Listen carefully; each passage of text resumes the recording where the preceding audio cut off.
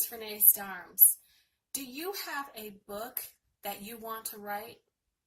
Have you been thinking for years, oh, I want to write a book. I could write a book about this. I could write a book about that. Or I could write a book about my life. I just don't know where to get started. Well, let me tell you that right now is one of the easiest times in the world to get started, to write your book, get it out there, and start selling it right away. I actually do this very thing, and I have simply used Amazon and their Kindle format. I love it. It makes it so easy. All I had to do was simply upload my book, and then I was up and going. I had an ESPN number, it was priced, and then I'm able to market it. Of course, there are several platforms out there that you can use, but just for the sake of simplicity and not having to put one single dime down to get started, I just went with Amazon.